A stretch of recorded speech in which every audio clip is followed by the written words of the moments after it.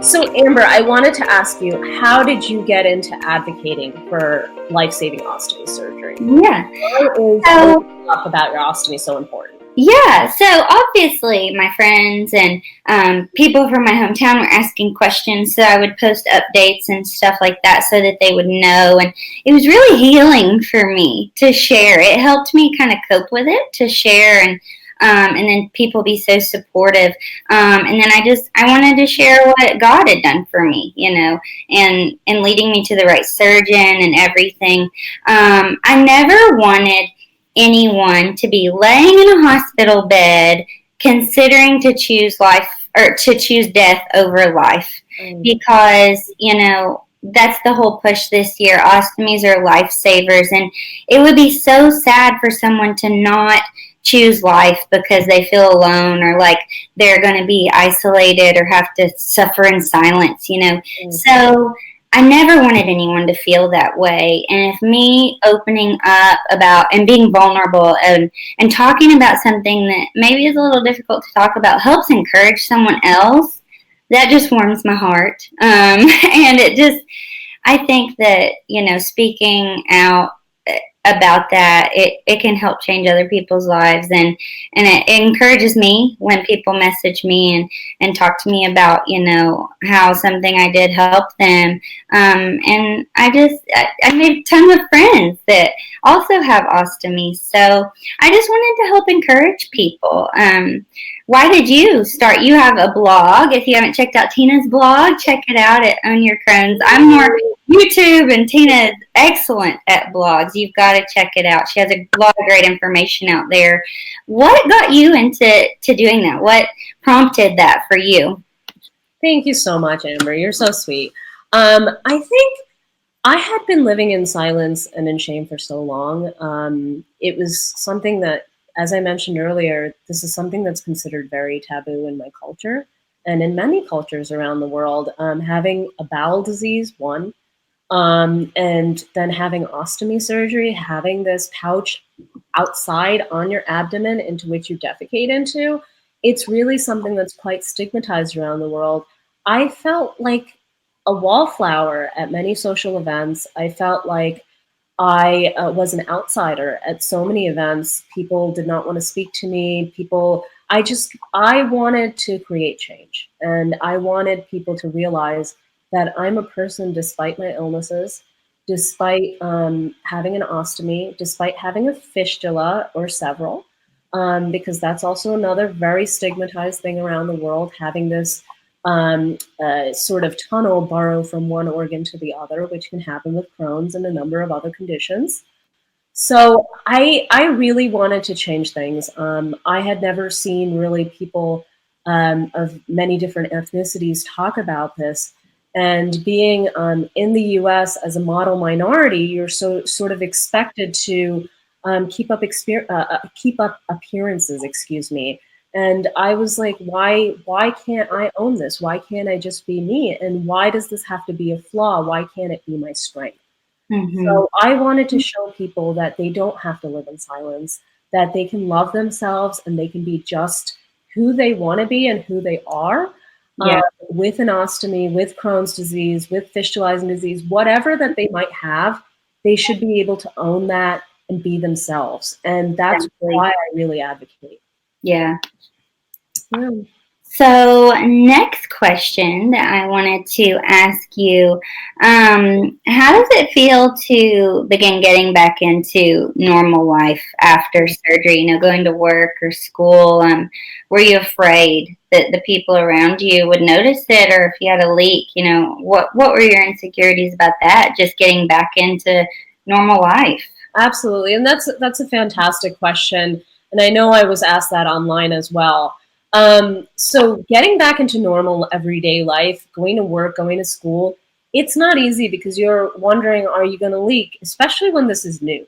Mm-hmm. Definitely, like the first few months are a little bit tricky because you're like, am I going to leak? Am I not? Honestly, a lot of those fears were unfounded for me. I was anxious in the beginning, but later on down the line, I was able to work just fine with an ostomy. I was able to go to school just fine with an ostomy. I did ask for accommodations, So under the American Disabilities Act, there are accommodations for people with chronic illnesses as well as disabilities. So I did get accommodations both from my graduate school and at the time when I was working on Wall Street. So right now I have those accommodations in graduate school. I have them in place. I've never really used them much because I haven't needed them, but I want them in place for peace of mind. But honestly, once I got into the rhythm of things, these things really didn't matter so much. I started wearing a lot of high-waisted pants so that I would feel comfortable. One of the accommodations that I have is using the bathroom more often, and Mm-hmm. that's not an issue. And I eat a little bit more often than the average person. Instead of 3 meals a day, I might eat like 5 or 6 times a day, Me too. all frequent meals. So those things are allowed, and that's basically how I've been doing things. Yeah. How about you, Amber? Was the adjustment back to normal life tough, or how did you fare? Yeah, I thought people were going to focus on my bag and not see me. And I couldn't have been more wrong. When I meet someone new, they never even know that I have an ostomy. And, there's things that you can do to help, like you said, give yourself peace of mind. I always carry an ostomy to go kit. I have a little bag that I keep in my desk at work that has a change of ostomy supplies in it so that I'm always prepared. So that helped me feel confident about going back to school and being a teacher. And, I had some conversations with my principal and coworkers, and I just made him aware that, I may have to call someone in to watch my class so that I can go to the bathroom. And they've been so kind about it and accommodating. And like you said, if you are in school, I want to encourage you to go to the disability services office at your university or college Absolutely. and just make sure, even if you're not in an active flare or anything, just make sure they're aware of your condition. My doctor wrote me a note for that, just so, as a Absolutely. precaution. And that'll help you feel more confident about going to school and not have to worry, oh, what if something happens? But just getting back in normal life, I had to just put myself out there. And at first, this is a topic I know that we've both been asked a ton. I was afraid to start dating because I was Oh, single when I first caught my ostomy bag. And this so, is the number one question: dating yeah, or life. I was a single 25-year-old girl. And so I just had to start going on some dates, talking to people. And it helped me just to be open and transparent about my ostomy bag. And, there's no right or wrong way to go about that. Everyone shares in their own way. But for me, it was better for me to have those conversations like, hey, I have Crohn's. This is what I've been through. And you don't have to do that from day one. Absolutely. But and then, God led me to Joel, and he's so understanding. Joel actually, his grandmother has an ostomy bag, so he knew what an ostomy was before I did. But if What a gold mine, girl. I know, God worked that out. So you just have to treat yourself as normal. Take the extra precautions that you need. I packed an extra change of clothes with me. I kept that in my car when I first went back to work. Just, put those few things in place so that you don't have to worry, and then you'll be able to enjoy your life and the things that you're doing to just be normal. So,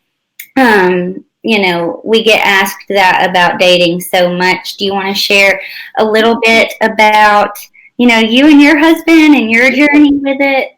Sure. So I've mentioned my husband on him a little bit throughout this Facebook Live, but he's been a really big support to me. And when I was first diagnosed with ulcerative colitis, I think within a few months I had just started dating him. I think I waited probably about a month before I told him. So it was several dates in, but when I was like, this guy's a keeper, I think I need to tell him. Yeah. And I was like, is this going to be a deal breaker? Because I can't really have you leave me 2 or 3 or 5 years down the line. Like, I need you to tell me sooner rather than later if this is a deal breaker for you. Yeah. Because it does run in my family and it is an issue. And I made sure that I was honest with him about that. Yeah. For him, he was like, you know what? It's really hard to find somebody that you really connect with, that you really truly care about. And, it's okay. I'll deal with it. And I'm not sure he knew what he was signing up for, but with all the surgeries I've had. But, to be honest with you, it has definitely been a roller coaster ride. It hasn't been easy for him. I know that firsthand. But here's the thing. It makes what I've found is that it's definitely brought our relationship closer to be able to talk about these things more openly. I find that if you hide these things or if you conceal these things for too long, there's a distrust or a mistrust that gets created from the foundation of a relationship. So I always tell people in the support groups I've run and, friends and family who are going through some of these issues, I will tell them, tell them early on, definitely not the first or second date, but tell them early on when you feel comfortable, when you feel like this person is somebody I can have a long-term relationship with. I would tell them about the diagnosis or the ostomy bag. You definitely don't want them to find out accidentally or by surprise. So that's the one thing that I definitely say. And I will just add this one last point. When I had the temporary stoma between the J pouch surgeries, what I found was I did so well with the ostomy that when it came time to having a permanent ostomy done, it was kind of a no-brainer. Whether that was for my husband or for me. At that point, we had already been married, and he was like, look, this doesn't matter to me because I've already seen you live well with it. So if this means that you'll get quality of life back, so be it. Yeah. So I started investing in all sorts of ostomy wraps at that point. They have all sorts of Foxy wraps and all sorts of things that, work well to cover the ostomy bag, for the intimate moments. So that's something I want to put out there, that it is not a complete loss to think that you have an ostomy or think that you have a chronic illness and that you can't get married. I'm living proof, and I know Amber is living proof that you can be attractive, that you can get married, that you can have fulfilling relationships and friendships with a chronic illness and with exactly. And I just want to encourage everyone watching as well that, if someone treats you poorly because of your ostomy or your chronic illness, that just speaks to their character.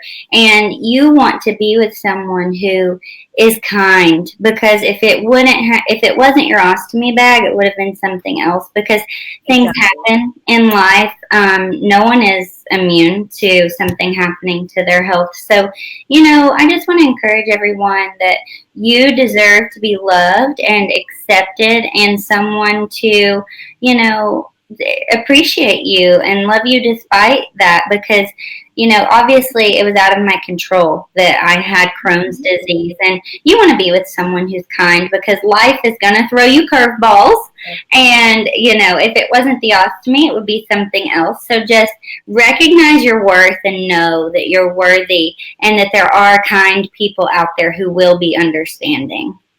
Absolutely. And I know that there's a lot of cultural issues around this too, but I truly firmly believe that if you step out of sort of your bubble, of your comfort zone, put yourself out there a little bit, people do come to respect you, even for your quote unquote flaws. So it's something that I've learned over the years, something that I was so ashamed about has become one of my greatest strengths. And I want to encourage you all to think of yourself as worthy, just like Amber said, as beautiful, and as somebody who's willing to put yourself out there to get the best life possible. Right. If we don't put ourselves out there, we won't be able to receive in return. So that's something that I've learned in my advocacy journey, and also with, all my health concerns and my ostomy. Yeah. So for those of you still with us, feel free to leave questions in the comments, and we're going to get to those. We've got a few more minutes and just a couple more things we want to get to, but definitely feel free to keep asking questions. We are reading your comments, and we're so excited to have all of you here with us. I wanted to ask you, Tina, how has living with an ostomy changed your perspective on life? Do you have any words of wisdom that you want to give to other ostomates or people awaiting ostomy surgery that might have to have this life-saving surgery? Absolutely. I will say one thing. After all my surgeries, there's just one quotation that always comes to mind. And it's by the Sufi mystic Rumi. The wound is where the light enters you. And that's how I truly feel. I feel like my ostomy is where the light has truly entered me. I feel like that it has given me so much gratitude, that it's given me so much purpose, so much meaning in life. And it's really made me appreciate everything about life so much more. I know we've been talking a lot about gratitude. There's this Urdu word that I often use in my blog, shukr. And what it means is that I'm just so grateful that my entire body is filled with gratitude. And I think that's what the ostomy really did for me. So as far as perspective goes, I celebrate every day of my life because Yeah. I have a life now, you know? And so that's really what I think. No, girl. As far as perspective goes, you tell us, how has the ostomy given you perspective? Like I said earlier, it's helped me be more appreciative Yeah. and more thankful and closer to God and closer to Joel and my family. And, Psalm 139 says you're fearfully and wonderfully made. And I don't believe that anyone is a mistake. I don't believe that you're less than because of a chronic illness or an ostomy bag. So, my words of wisdom to someone awaiting surgery would just be know that you're not a mistake and something that is out of your control. That doesn't lessen your worth as a human being, and you still have value. So I've really, it took me time to believe that, to look in the mirror and be happy with what I saw. And, I want to encourage you, if you're struggling with that, it takes time, but you can find peace and you can get there. Start loving the person you see in the mirror and not being afraid or ashamed of that. Absolutely. That's such a good point. It's something that I did for a long time, is look at my scars in the mirror and just start to own them. Really start to say, this is me, this is who I am, take it or leave it. Exactly. Scars tell stories. So yes. So I know we have a bunch of questions, and I wanted to make sure we get to them. We did get to a bunch throughout, our conversation. But someone did ask if I have blockages often. That is something that was a concern. So a blockage meaning that food or particles of food get stuck in your intestines, because a lot of us don't necessarily have a large intestine. So we only have the small intestine for food to travel through and come out into the ostomy bag. So I have had a couple of blockages, and I would say that they were early on after surgery. Myself, I haven't really had an issue with blockages since. I'd say within the first year, I did have a couple of blockages. One time I ate peanuts and didn't chew them properly. I was they're so tempting. I ended up in the ER. I was vomiting like crazy, and I had a nasogastric tube put down from my nose into my stomach.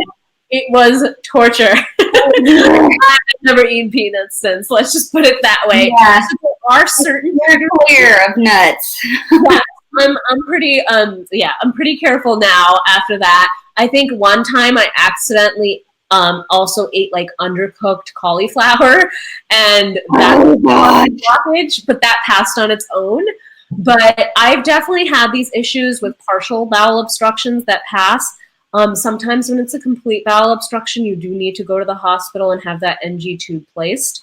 But the key is to really talk to your doctor, to really talk to your dietitians or nutritionists about what you can and can't eat. I think the gassier the foods, the more fibrous the foods, the nuts, like sort of the harder things to digest, are things to really avoid. I eat a lot of, I still eat fiber, but I end up mashing and pureeing a lot of food because that goes down easier for me. Everybody's different. Some people do well with salads. Some people get blockages with salads. So you really have to do this whole trial and error thing to see what works for you. And I would recommend keeping a food journal. Yeah. You know, if there's something that doesn't digest with you, even just keep a note in your phone and be like, you know, this is a no-no, especially in the beginning because, you know, you're learning so much and you can get very confused. So I would write it down and chew all your food really well. That's my biggest tip for that. So that you know you're not swallowing the big particles of those fibrous foods and stuff like that. So Absolutely. if ever you write it down and steer clear from it, like peanuts and almonds and stuff, I just can't do that at all. Absolutely. So I think things like peanut butter or almond butter are exactly. definitely much easier to go down. So that's what I do now. Yeah. You know, when I'm tempted to have some nuts. Yeah. Lesson learned. There was this question early on about skin irritation and how to sort of manage that with the stoma. Do you want to take a stab at that, Amber? Amber has some great videos on her YouTube channel about all sorts of ostomy-related issues. I highly recommend taking a look because she goes over everything. Right. So one of my biggest tips for skin issues is keeping your appliance dry. Even after I shower or go swimming, I try to pad it dry, or if I have access to a hair dryer, keeping it dry. Because obviously wet, dark skin can cause some issues. Absolutely. I've had great success with stoma powders and things like that if it's red and irritated. I do have skin psoriasis, so I had to see a dermatologist, and they formulated a special ointment put specifically for me. But, you know, Hollister has a number. Gosh, we'll comment the number after our video where you can call and ask about different products and questions where that's concerned. And obviously, if you're having an issue, contact your healthcare provider or your doctor. But keeping it dry is a huge one for me. If you're sweating. And then the stoma powders, I just, you know, sprinkled a little bit of that on, and it really helped. So, you know, I don't want to give too much advice because they definitely need to contact their doctor if they're having a persistent issue. Absolutely. Like definitely contact the stoma nurse, the WOCNs, to help with this issue. But I've used powders. I've also used the barrier wipes to help keep the powder in place, like locked and sealed in. In the summer, when things have a hard time staying dry and it's more humid out, I have had to use the miconazole powder. Again, that's something that your surgeon or a stoma nurse can prescribe because I have developed fungal rashes and that sort of thing.